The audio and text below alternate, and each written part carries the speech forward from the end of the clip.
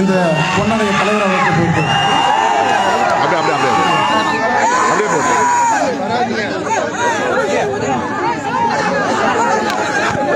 அன்பார்ந்த இறங்குங்க தம்பி, இறங்குங்க ப்ளீஸ். நான் பேசணும் வேண்டாம், இப்படி நின்னா நான் எப்படி பேச முடியும்? இப்படி நின்னா நான் எப்படி பேச முடியும்? வெங்கடசாமி பின்னால போறேன். வெங்கடசாமி அப்படியே அவர் ஒத்துழைப்பு அறிவுரை தம்பி. அப்புறம் ஒரு இடம் கிடைக்கும். அப்புறமா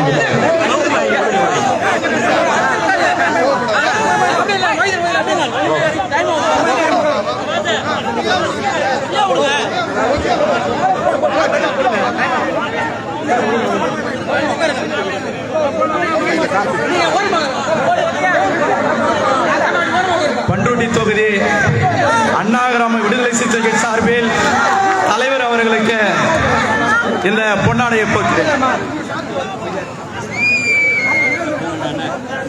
வரலாற்று சிறப்பு வாய்ந்த இந்த எழுச்சிமிகு கண்டன பொதுக்கூட்டத்தை தலைமை வகித்து சிறப்பித்துக் கொண்டிருக்கிற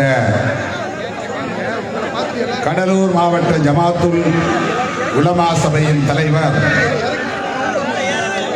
திரு மௌலவி முகமது அலி மன்பை ஹஜ்ரத் அவர்களே,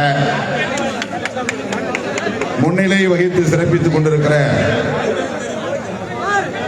மௌலவி நூருல் அமீன் அவர்களே, மௌலவி சபியுல்லா அவர்களே, மௌலவி முகமது வஜ்குல்லா அவர்களே மற்றும் நூர் முகமது ஷா அவுலியா தர்கா அரங்காவலர் தலைவர் உள்ளிட்ட நிர்வாகிகளே, இந்த நிகழ்வில் பங்கேற்று அனைவரையும் வரவேற்று உரையாற்றி அமர்ந்திருக்கிற மௌலவி அப்துல் சலாம் தாவூதி அவர்களே,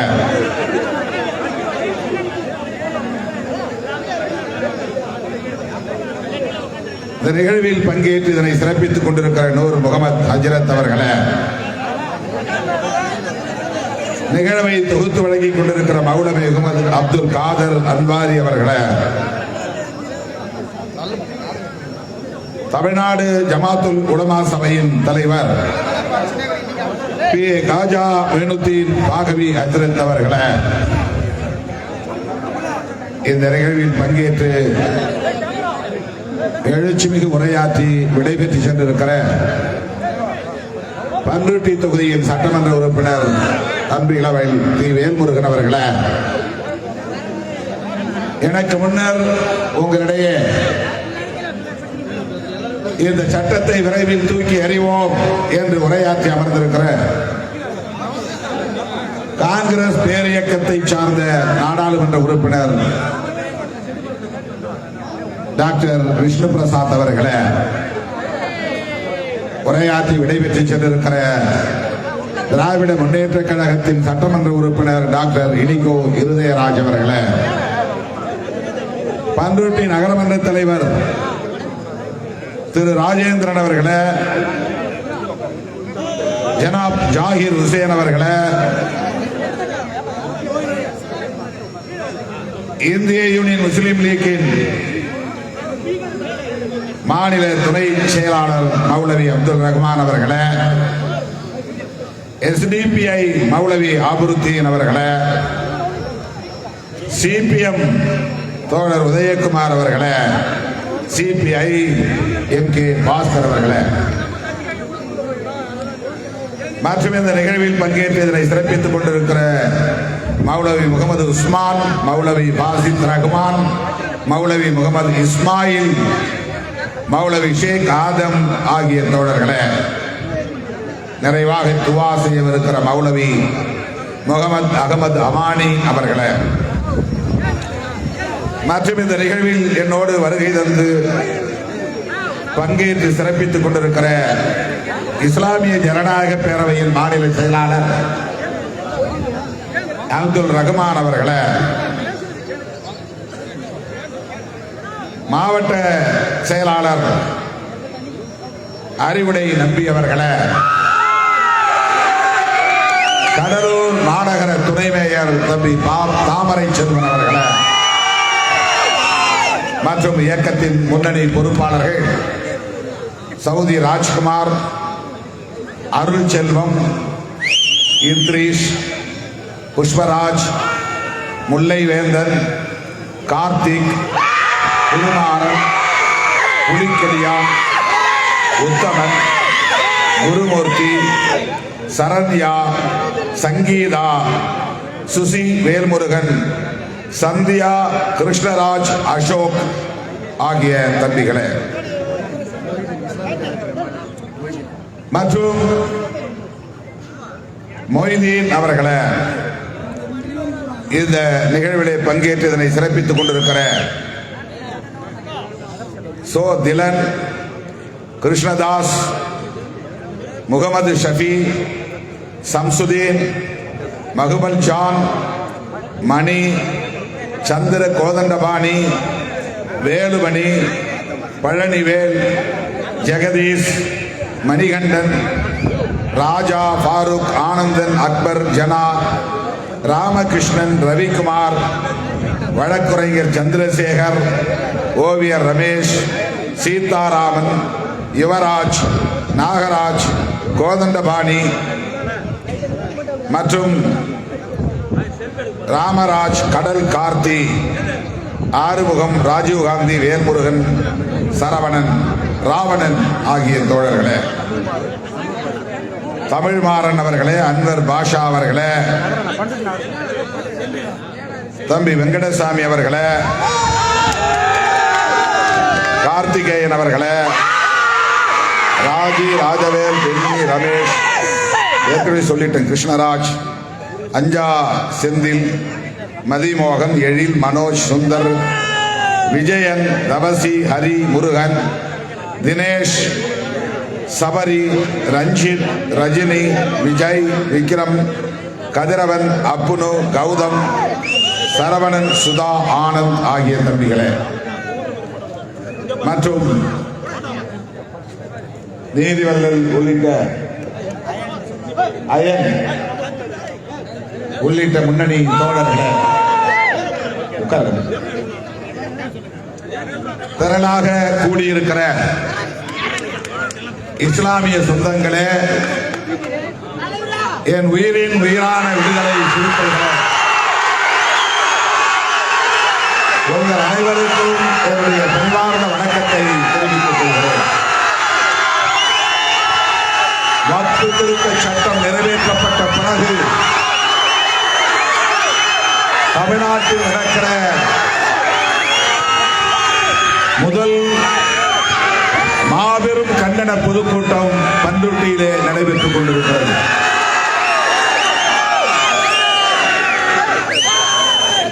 இஸ்லாமியர் தரப்பிலிருந்து இந்த மாபெரும் பொதுக்கூட்டம் ஒருங்கிணைக்கப்பட்டிருப்பது ஆறுதலை தருகிறது, நம்பிக்கையை தருகிறது, புத்துணர்வை தருகிறது. அந்த வகையிலே இந்த மாபெரும் கண்டன பொதுக்கூட்டத்தை ஒருங்கிணைத்த தமிழ்நாடு ஜமாத்துல் உலமா சபை கடலூர் மாவட்டம், அந்த சபையை சார்ந்த அனைவருக்கும் என்னுடைய பாராட்டுகளையும் வாழ்த்துக்களையும் தெரிவித்துக் கொள்கிறேன். வேளாண் சட்டங்கள் வந்தபோது அந்த சட்டங்கள் நிறைவேற்றப்பட்டு விட்டன, இனி ஒன்றும் செய்ய முடியாது என்று விவசாய பெருங்குடி மக்கள் சோர்ந்து போயிருந்தால் அந்த சட்டத்தை திரும்ப பெற வைத்திருக்க முடியாது. ஓராண்டுக்கு மேலாக விவசாயிகள் தலைநகர் டெல்லியை முற்றுகையிட்டார்கள். டெல்லியை நோக்கி செல்லுகிற தேசிய நெடுஞ்சாலைகள் அனைத்தையும் முற்றுகையிட்டு தமது எதிர்ப்பை உலகமே வியக்கக்கூடிய வகையில் பதிவு செய்தார்கள். ஒரு நாள் இரு நாள் அல்ல, ஒரு வாரம் இரண்டு வாரம் அல்ல, ஒரு மாதம் சில மாதங்கள் என்று இல்லை தோழர்களே. கிட்டத்தட்ட 1.5 ஆண்டுகளுக்கு மேலாக கடும் குளிரிலும் கொளுத்தும் வெயிலிலும் அடை மழையிலும்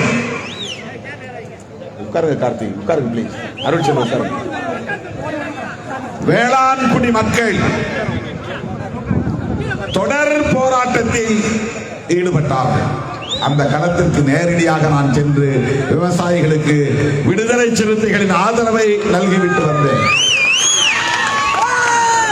பஞ்சாப் தேர்தல் வந்தது. தேர்தலை ஒட்டி வேறு வழி இல்லாமல் மோடி அரசு நிறைவேற்றிய வேளாண் சட்டங்கள் அனைத்தையும் திரும்ப பெற்ற வரலாறு இந்திய மண்ணில் நடந்தேறி இருக்கிறது. பெரும்பான்மை பலத்தை வைத்துக் கொண்டு அடாவடித்தனமாக சட்டங்களை நிறைவேற்றக்கூடிய ஒரு பாசிச அரசுதான் இந்தியாவிலே 10 ஆண்டுகளுக்கு மேலாக, ஏன் 11 ஆண்டுகளாக தொடர்ந்து நடைபெற்று வருகிறது. அந்த அரசை தூக்கி எறிய வேண்டும் என்கிற குரல் நாடெங்கிலும் ஒலித்தாடும் கூட அவர்கள் அதை ஒரு பொருட்டாக எடுத்துக் கொள்ளவில்லை. மிக மோசமான ஒரு பாசிச தாக்குதல், வெளிப்படையான இஸ்லாமிய வெறுப்பு, வெளிப்படையான சிறுபான்மை சமூகத்திற்கு அச்சுறுத்தல். உலகில் எந்த தேசத்திலும் இந்த 21ஆம் நூற்றாண்டிலே ஜனநாயகத்தை உயர்த்தி பிடிக்கும் காலகட்டத்தில் இப்படி ஒரு ஆட்சி நிர்வாகம் எங்கும் இல்லை. ஐநா பேரவையில் கண்டிக்கிறார்கள், மனித உரிமை கவுன்சிலில் கண்டிக்கிறார்கள். சிறுபான்மை சமூகத்தினருக்கு மிக பெரும் அச்சுறுத்தலாக இருக்கிற ஒரு அரசுதான் மோடி அரசு என்று ஐரோப்பிய யூனியன் அவையிலே, ஆட்சி நிர்வாக அவையிலே பல உறுப்பினர்கள் வன்மையாக கண்டித்திருக்கிறார்கள். இதுவரையில் இந்திய நாடு, இந்திய அரசு இவ்வாறு பகிரங்கமாக எந்த ஒரு தேசத்திலும் கண்டனத்திற்குள்ளாகியதில்லை. வெட்கக்கேடு, மானக்கேடு. மோடி ஆட்சிக்கு வந்த நாளில் இருந்து உலக அரங்கில் இந்தியாவின் மதிப்பு சரிந்து கொண்டே இருக்கிறது. உலக நாடுகள் வெளிப்படையாக கண்டிக்கிற ஒரு அவமானகரமான ஆட்சி மோடி தலைமையிலான பாசிச ஆட்சி. வக்ஃப் திருத்த சட்டத்தை எனக்கு முன்னர் பேசியவர்கள் உங்களுக்கு எடுத்துரைத்திருக்கிறார்கள். இந்த சட்டத்தை திரும்ப பெறுகிற வரையில் சோர்வின்றி போராட வேண்டிய போர்க்குணத்தை இஸ்லாமிய சமூகமும் இதர ஜனநாயக சக்திகளும் பெற்றாக வேண்டும். சோர்ந்து விடக்கூடாது, தளர்ந்து விடக்கூடாது, நம்பிக்கையை இழந்து விடக்கூடாது. போராட்டத்தின் ஊடாகவே வீழ்த்த முடியும், அந்த சட்டத்தை திரும்ப பெற வைக்க முடியும். இந்தியாவில் இஸ்லாமியர்களின் மக்கள் தொகை என்பது 15 விழுக்காட்டுக்கு மேல், சற்றொப்ப 20 கோடிக்கு மேலான மக்கள் இருக்கிறார்கள்.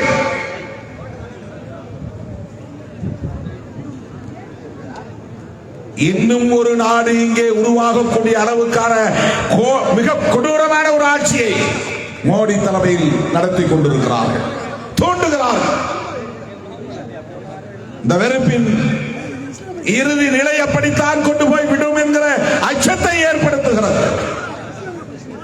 20 கோடி மக்கள் தொகை என்பது சாதாரணமான எண்ணிக்கை அல்ல. உத்தரப்பிரதேசத்தில் மட்டும் 3.5 கோடிக்கு மேல் இஸ்லாமியர்கள் இருக்கிறார்கள்.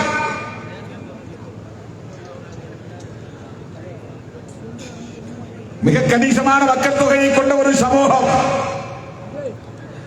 இவர்கள் யாரும் அந்நியர்கள் இல்லை, அராபியர்கள் இல்லை. இந்த மண்ணின் மைந்தர்கள், பூர்வீக குடிகள், இந்த மண்ணுக்கு சொந்தக்காரர்கள்.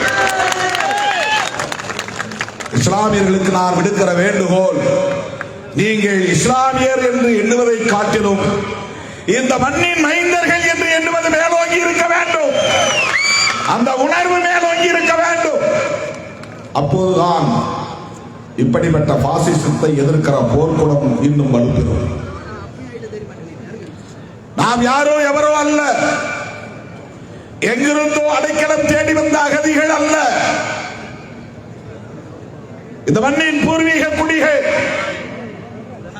ஆனால் சனாதன பாசிச கும்பல் இஸ்லாமியர்களை அந்நியர்களை போன்ற ஒரு தோற்றத்தை உருவாக்குகிறார்கள். இஸ்லாமியர் அல்லாதவர்கள் மத்தியிலே இந்த உளவியலை கட்டமைக்கிறார்கள் என்பதை விட இஸ்லாமியர்களுக்கே அந்த உணர்வை உருவாக்கக்கூடிய வகையில் செயல்படுகிறார்கள். இஸ்லாமியர்களே தங்களை இந்த மண்ணுக்கு தொடர்பில்லாத அந்நியர்கள் என்று உணரக்கூடிய வகையிலே வெறுப்பு பிரச்சாரம் இங்கே மேலோங்கிக் கொண்டிருக்கிறது. நான் சொல்லுகிற கருத்து மிகவும் நுட்பமான ஒன்று. ஆழமாக நீங்கள் சிந்திக்க வேண்டும். உங்களை இஸ்லாமியர் என்றே உணர வைத்து இந்த மண்ணிலிருந்து அந்நியப்பட்டவர்கள் என்கிற உணர்வை திட்டமிட்டு விதைக்கிறார்கள்.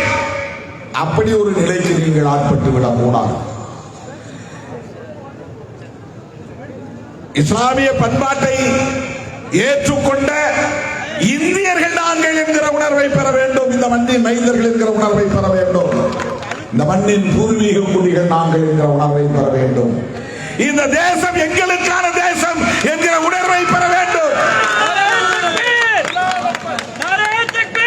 தோழர்களே, இஸ்லாமியர்களுக்காக வேறு எவரோ போராடி இந்த உரிமைகளை பாதுகாப்பார்கள் என்று எதிர்பார்த்து காத்திராமல் இஸ்லாமியர்களே தன்னை தற்காத்துக் கொள்வதற்கான போர்க்குணத்தை பெற்றாக வேண்டும். அது ஆட்சியாளர்களுக்கு மிக பெரும் அச்சுறுத்தலை உருவாக்க வேண்டும். வன்முறை தேவையில்லை.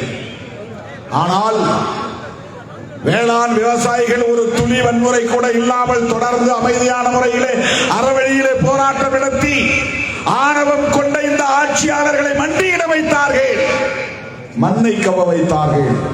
பஞ்சாபிலே மிகப்பெரிய தோல்வியை தழுவி செய்தார்கள். சட்டத்தை நிறைவேற்றிய சட்டத்தை திரும்ப பெற வைத்தார்கள். ஏன் அப்படி போராட முடியாது? ஏன் இந்த சட்டத்தை திரும்ப பெற வைக்க முடியாது? இது ஏதோ இஸ்லாமிய ஏழை மக்களுக்காக அவர்கள் அக்கறை கொண்டு அவர்கள் நலம் பெற வேண்டும் என்பதற்காக உருவாக்கிய சட்டத்தை போன்ற ஒரு தோற்றத்தை உருவாக்குகிறார்கள். பாரதிய ஜனதா கட்சியின் ஒரே ஒரு இஸ்லாமியருக்கு கூட வேட்பாளராக இருக்கிற வாய்ப்பை கூட தராத கட்சி அந்த கட்சி. இந்த 3 பொது தேர்தல்களில் பிஜேபியில் ஒரே ஒரு எம்பி கூட இஸ்லாமியர் எம்பி இல்லை. வெளிப்படையாக உங்கள் வாக்குகள் எங்களுக்கு தேவையில்லை என்ற முடிவை எடுத்துவிட்டு காய்களை நகர்த்துகிறார்கள், செயல் திட்டங்களை தீட்டுகிறார்கள். முஸ்லிம் ஓட்டு எங்களுக்கு தேவையில்லை, உங்களுக்கு எதிரான அரசியல் தான் எங்கள் அரசியல். இப்படி வெளிப்படையான ஒரு செயல் திட்டத்தோடு இயங்குகிற கட்சி பாரதிய ஜனதா கட்சி. அமைச்சரவையிலே ஒருவர் கூட இஸ்லாமியர் இல்லை. ஏனென்றால் பிஜேபியில் ஒருவர் கூட இஸ்லாமியர் நாடாளுமன்ற உறுப்பினராக இல்லை. ஏனென்றால் இஸ்லாமியர் வெறுப்புதான் பாஜகவின் ஆன்மாவாக இன்றைக்கு இருக்கிறது. அரசியல் வெற்றிக்கான ஒரு உத்தியாக இருக்கிறது. திட்டமிட்டு இஸ்லாமியர்களுக்கு எதிரான அரசியலை செய்வதன் மூலம் இந்துக்கள், பெரும்பான்மை இந்துக்கள் எங்களுக்கானவர்கள் என்று உரிமை கோருகிறார்கள். இந்துக்களுக்கான, பெரும்பான்மை இந்துக்களுக்கான கட்சி பாரதிய ஜனதா கட்சி என்று நிலைநிறுத்த பார்க்கிறார்கள். இந்த அரசியலை நாம் புரிந்து கொள்ள வேண்டும். இந்துக்களை இஸ்லாமியர்களுக்கு எதிராக திருப்புகிறார்கள். இஸ்லாமியர்கள் இந்துக்களுக்கு எதிராக போய்விடக் கூடாது. இஸ்லாமியர்கள் பாஜகவுக்கு எதிராக போராட வேண்டுமே தவிர இந்து சமூகத்திற்கு எதிராக அல்ல.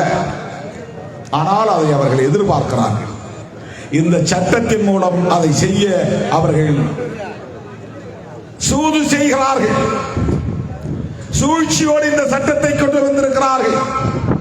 இந்த சட்டத்தின் மூலம் இந்த மதரசா வக்ஃப் சொத்து இல்லை என்று அவர்களால் சொல்ல முடியும். இந்த தர்கா வக்ஃப் சொத்து இல்லை என்று சொல்ல முடியும்.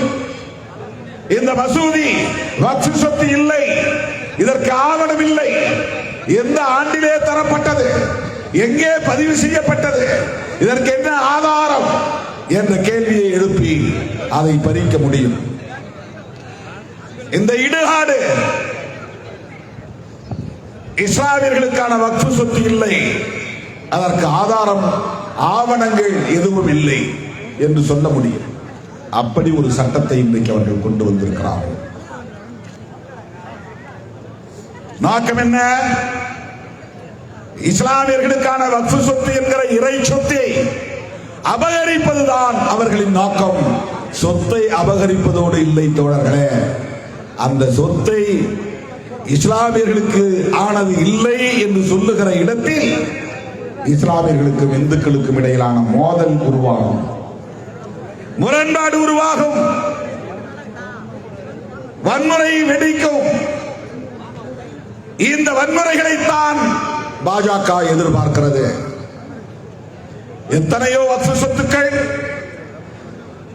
பல நூறு ஆண்டுகளுக்கு முன்னால் வழங்கப்பட்ட, தானமாக வழங்கப்பட்ட, இறைவனின் பெயரால் வழங்கப்பட்ட வக்ஃப் சொத்துக்களுக்கு ஆவணங்கள் தேட முடியாது,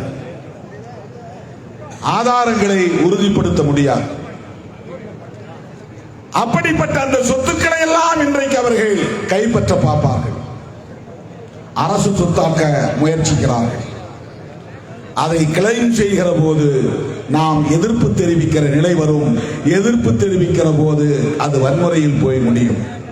இதுதான் அவர்களின் நோக்கம்.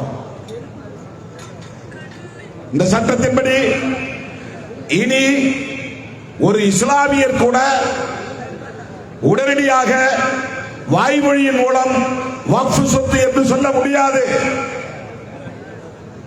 ஆவணம் தேவை, அரசு பதிவு தேவை. அந்த இஸ்லாமியர் தான் இஸ்லாமியராகத்தான் வாழ்ந்தார், 5 ஆண்டு காலம் இஸ்லாமியராக வாழ்ந்தார் என்பதையும் உறுதிப்படுத்த வேண்டும்.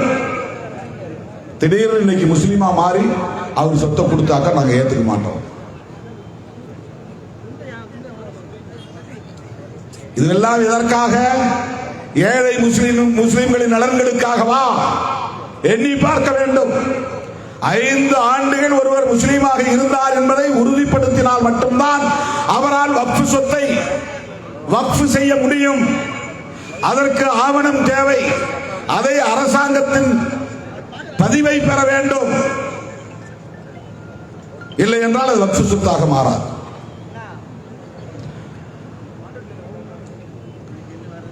இறுதி மூச்சு காலத்திலே ஒருவர் பிள்ளை குட்டிகள் இல்லை என்று வைத்துக் கொள்வோம், அந்த சொத்தை வக்ஃப் செய்ய வேண்டும். அவரால் எழுந்து வந்து பதிவு அலுவலகங்களில் கையெழுத்து போட முடியாது. அப்படிப்பட்ட நேரத்தில் சாட்சியை வைத்துக் கொண்டு என் சொத்துக்கள் அனைத்தையும் வக்ஃப் செய்கிறேன் என்று சொல்லுகிற வழக்கம் கடந்த காலத்தில் இருந்தது. இனி அப்படி வக்ஃப் செய்ய முடியாது.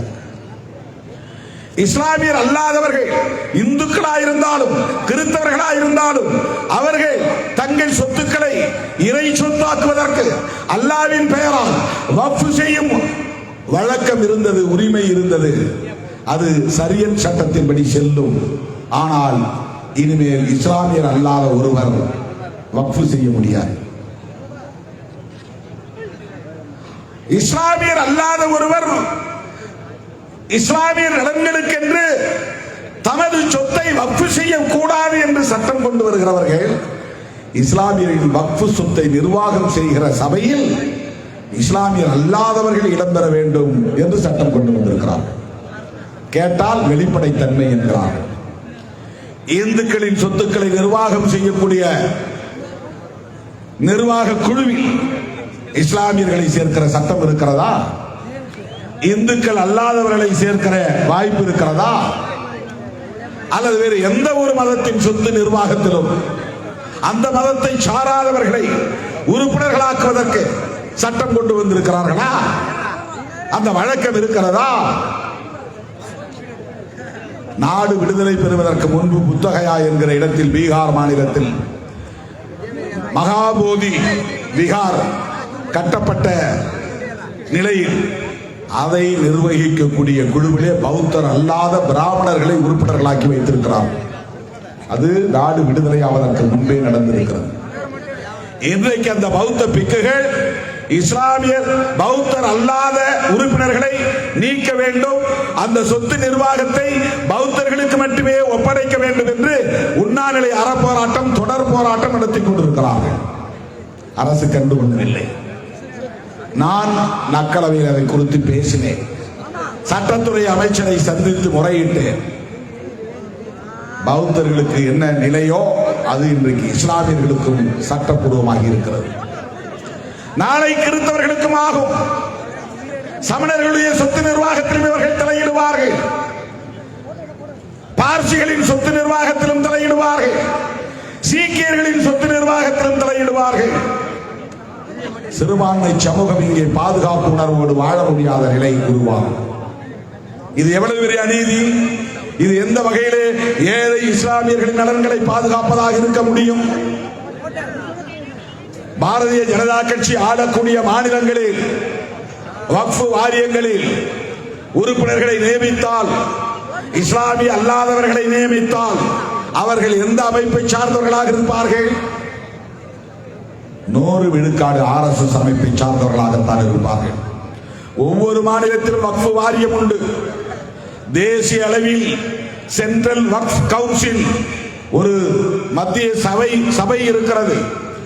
அதிலும் இஸ்லாமியர் அல்லாதவர்களை நியமிக்க முடியும். மாநில வாரியாக வக்ஃபு வாரியத்திலும் இஸ்லாமியர் அல்லாதவர்களை நியமிக்க முடியும். இன்றைக்கு டெல்லி அவர்கள் கையிலே இருக்கிறது. சென்ட்ரல் வக்ஃப் கவுன்சிலில் இஸ்லாமியர் அல்லாத உறுப்பினர்களை நியமிக்க வேண்டுமானால் அவர்கள் யாரை நியமிப்பார்கள்? யோசித்து பாருங்கள். RSS இயக்கத்தின் பயிற்சி பெற்றவர்களை தான் நியமிப்பார்கள். 10 பேரோ 11 பேரோ எத்தனை பேரோ அத்தனை பேரையும் RSS காரர்களை நியமிப்பார்களே. ஆனால் வக்ஃபு சொத்து நிர்வாகம் எப்படி இருக்கும்? எந்த லட்சணத்தில் இருக்கும்? தமிழ்நாட்டிலே வக்ஃபு வாரியத்தில் திராவிட முன்னேற்ற கழகம் ஆட்சியில் இருப்பதனால் திமுக அரசு அந்த சட்டத்தை நடைமுறைப்படுத்த கூடாது என்று நான் வேண்டுகோள் விடுக்க கடமைப்பட்டிருக்கிறேன். அது வேறு. ஒருவேளை நடைமுறைப்படுத்தும் நிலை வந்தால் இஸ்லாமியர் அல்லாத உறுப்பினர்களை சேர்க்க வேண்டும் என்றால் திமுக ஆளுகிற காரணத்தினால் RSS காரனுக்கு அந்த வாய்ப்பு கிடைக்காது. ஆனால் பிஜேபி ஆளக்கூடிய மாநிலங்களில் என்ன நிலை என்பதை எண்ணி பார்க்க வேண்டும். பிஜேபிக்கு ஆதரவாக இருக்கிற கட்சிகள் ஆளக்கூடிய மாநிலங்களில் அந்த வக்ஃபு வாரியத்தில் யாரை உறுப்பினர்களாக சேர்ப்பார்கள் என்பதை எண்ணி பார்க்க வேண்டும்.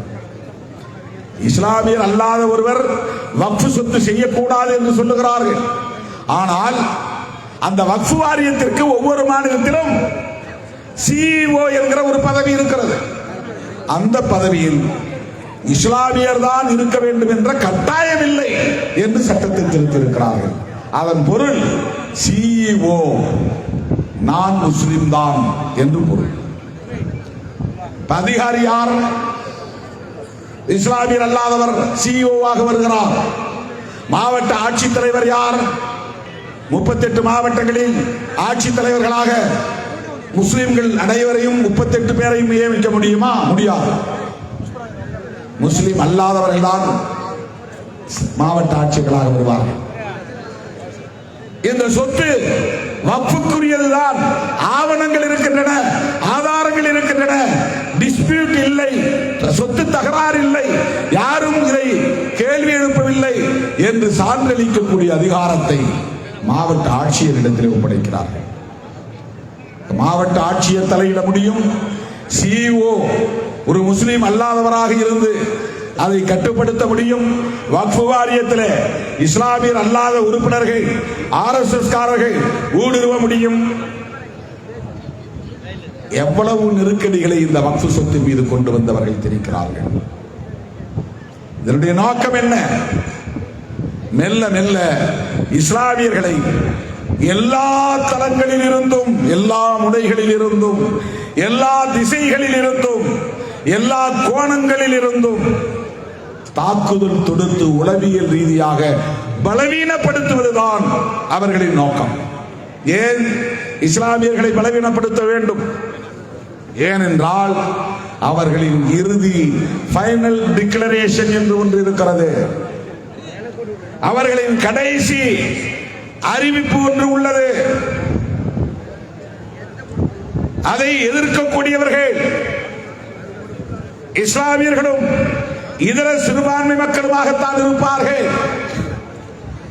இதர சிறுபான்மை மிக மிக சொற்பமானவர்களாக இருக்கிறார்கள். இஸ்லாமியர்கள் தான் கிட்டத்தட்ட 19 கோடி பேர், 20 கோடி பேர் இருக்கிறார்கள். இந்த இஸ்லாமியர்கள் அரசியல் சக்தியாகவும் இருக்கிறார்கள், கட்டுக்கோப்பாகவும் இருக்கிறார்கள், ஒற்றுமையாகவும் இருக்கிறார்கள், மத கொள்கையின் மீது பிடிப்புள்ளவர்களாகவும் இருக்கிறார்கள். இவர்கள் மிக இலகுவாக ஒன்று திரண்டு விடுவார்கள். ஃபைனல் டிக்ளரேஷன், பாஜக அரசின் கடைசி அறிவிப்பு, RSS உள்ளிட்ட சனாதன கும்பலின் இறுதி லட்சியம் இந்த தேசத்தை இந்து ராஷ்டிரம் என்று அறிவிப்பதுதான்.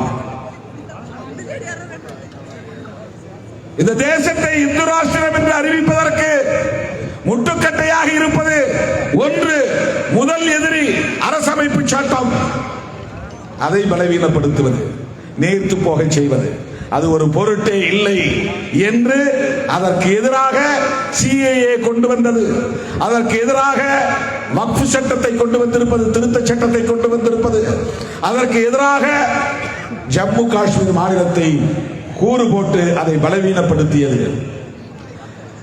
அரசமைப்பு சட்டத்திற்கு எதிராக முத்தலாக் சட்டம் கொண்டு வந்தது. இவையெல்லாம் அரசமைப்பு சட்டத்தை டைலூட் செய்கிற, நேர்த்து போக செய்கிற தாக்குதல்கள்.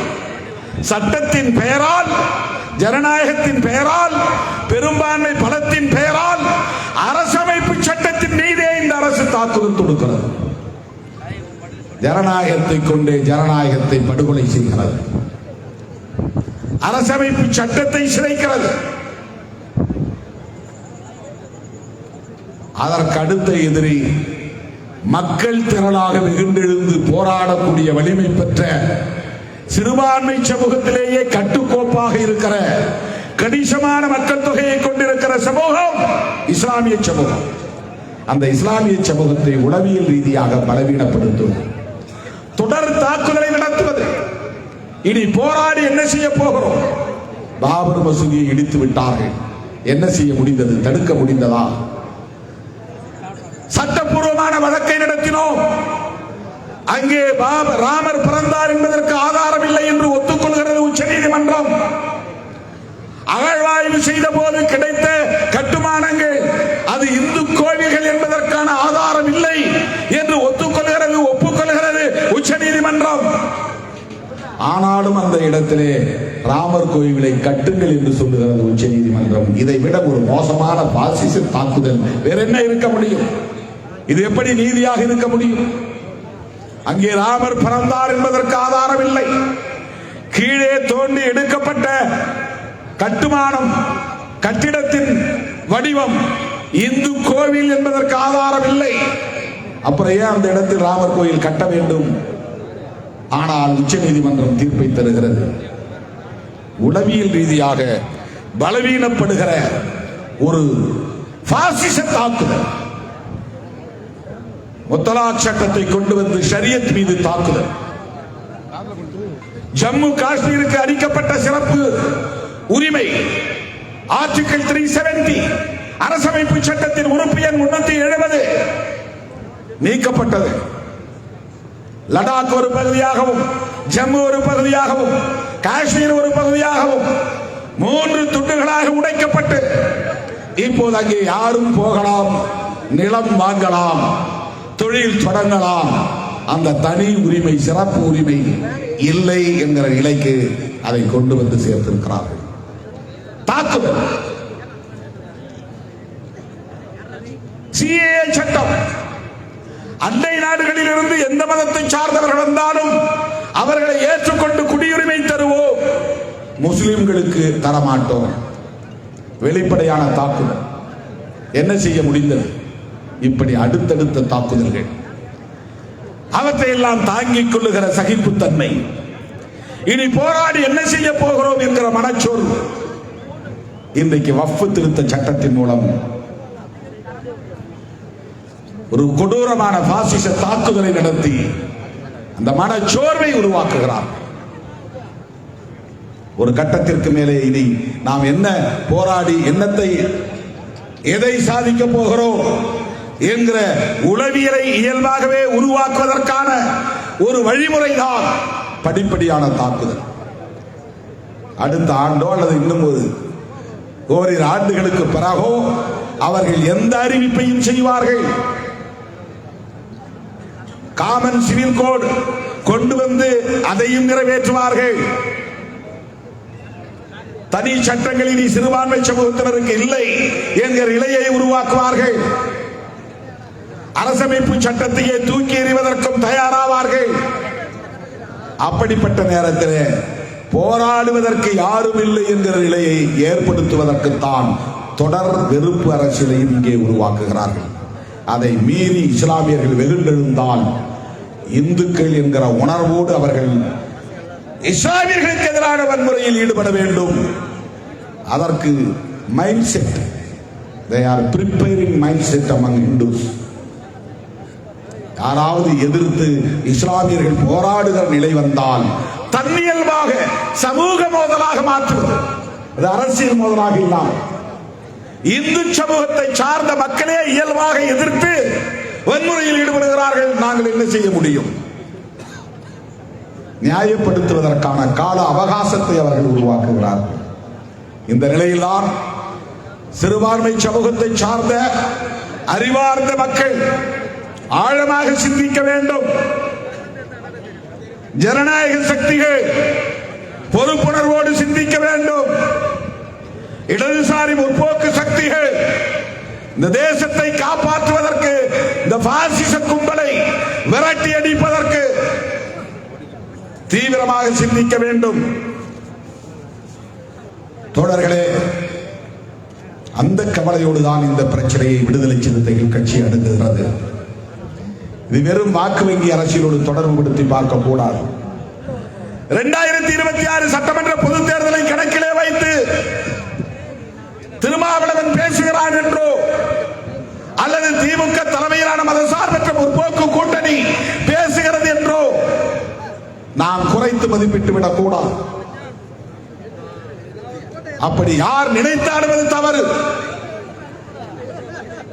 வெளிப்படையாக சொல்லுகிறேன், இஸ்லாமியர் வாக்குகளையும் கிறிஸ்தவர் வாக்குகளையும் குறிவைத்து அதை மதசார்பற்ற முற்போக்கு கூட்டணிக்கு கிடைக்க விடாமல் தடுப்பதற்கு பல உத்திகள் இங்கே கையாளப்படுகின்றன. திமுக அரசின் மீது அல்லது ஆட்சி நிர்வாகத்தின் மீது அதிருப்தி அடைந்தவர்கள் காலம் காலமாக திமுக கூட்டணிக்கே வாக்களித்திருக்கிறோம் என்று விரக்தி அடைந்தவர்கள் இனி திமுக தலைமையிலான மதசார்பற்ற முற்போக்கு கூட்டணிக்கு வாக்களிக்க கூடாது என்பதற்கான களம் அமைக்கப்பட்டிருக்கிறது. ஏதோ மாற்று சக்தியாக நாங்கள் முன் வருகிறோம், எழுந்து வருகிறோம், வெளியே வந்திருக்கிறோம், வீதிக்கு வந்திருக்கிறோம் என்று யாராவது பேசினால் அதை நீங்க நம்பிவிட்டால் அது பெரும் தீங்கிலே போய் முடியும்.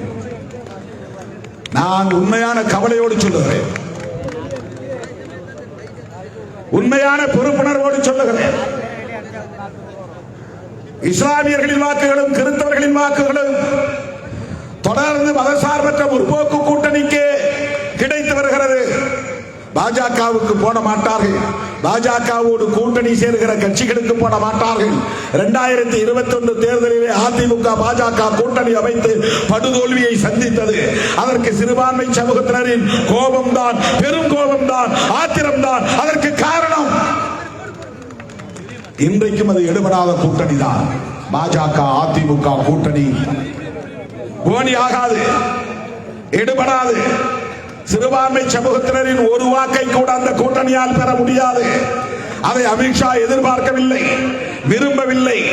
வேண்டாம், உங்கள் வாக்கு வேண்டாம், இதுதான் அவர்களின் உத்தி. அப்படி என்றால் இந்த வாக்குகளை கவர்வதற்கு வேறு யார் வருகிறார்கள் என்பதை நீங்கள் புரிந்து கொள்ள வேண்டும். இந்த வாக்குகளை சிதறடிப்பதற்கு இங்கே யார் தயாரிக்கப்படுகிறார்கள், யாரை தயார்படுத்தி இருக்கிறார்கள் புரிந்து கொள்ள வேண்டும்.